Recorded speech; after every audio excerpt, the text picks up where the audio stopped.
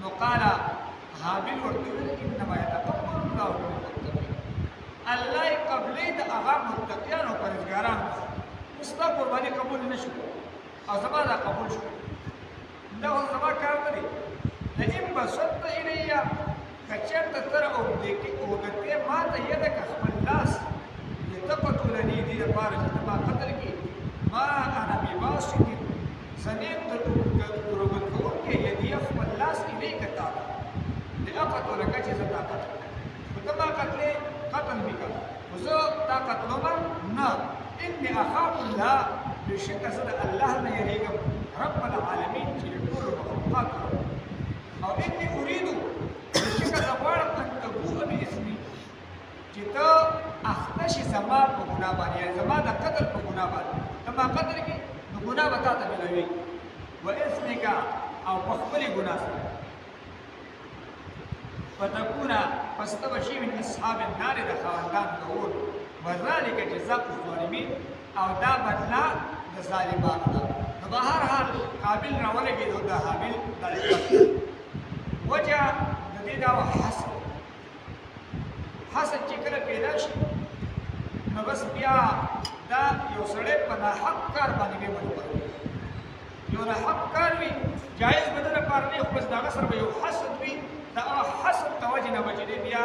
په قتل باندې دغه شان دي په قطع تعلقي باندې ډېر داسې کارونه چې په شریعت کې جایز نه وي او دا د هغې د وجې د حسد باندې په اسمانونو کې اوله ګناه دا حسد وه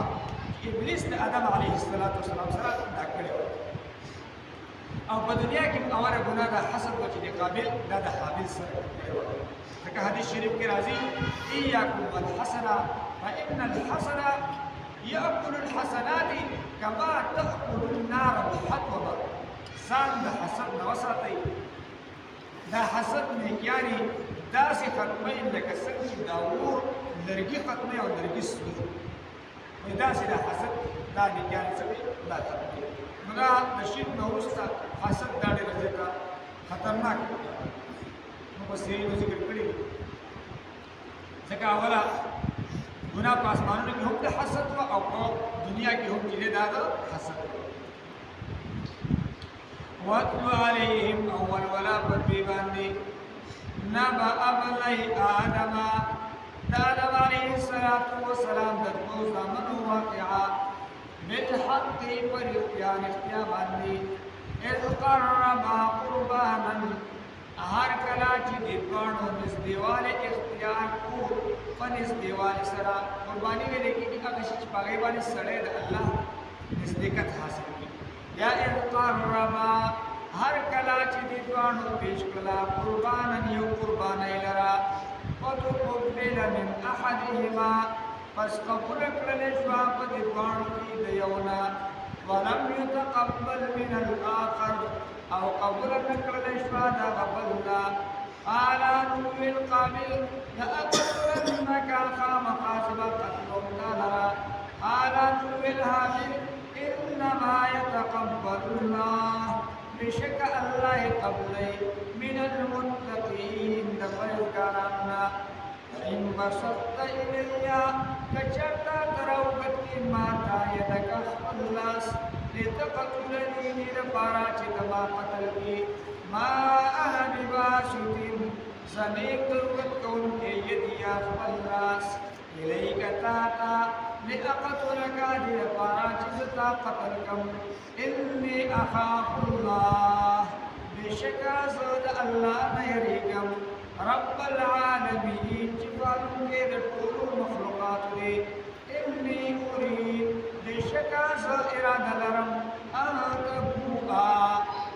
چې ته اخته شي باسمي زما د قتل په ګناه باندې واسمک او په خپلې ګناه سره وتکونه پس ته به شي من اصحاب النار د خاوندانو د اور نه وذلک جزاء الظالمین او دا اور دا بدلا د ظالمانو ده واتل علیهم ولولا پدوی باندې نبأ ابنی آدم د آدم علیه السلام د دوو زامنو واقعه بالحق پر رښتیا باندې اذ قربا په هغه وخت کې چې دوی پیشکلا قربانا یو قربانی لرا فتقبل پس قبول کړل من احدهما فدوارو کی دیونا ولم يتقبل او قبول کړل من الاخر احبنا قال نقول القابل لا قتلنك خام خاسب قتلون تالرا قال نقول الهابل انما يتقبل الله بشك الله قبلي من المتقين ترى فرزقارنا لئن بسطتا كچرتا تروتكي إلي ماتا يدك فلاس لتقتلني دير پاراچ تبا قتلكي ما أنا بباسط سميت دروت كونكي يديا فلاس إليك تاتا لأقتلك دير پاراچ قتلك متامرا إني أخاف الله بشكا صار الله نيريكم رب العالمين شفاء كيد طول المخلوقات لي إني أريد بشكا صار إرادة لرم آتبوها بإسمي شتا أخطشي زمان قتل بغنا باندي وإسمك أبخولي كنا باندي فتكون فاستبشي من أصحاب النار دخاندان دورنا وذلك داود جزاء الظالمين بدلا الظالمان لا واخر دعوانا الحمد لله رب العالمين الا سبحانه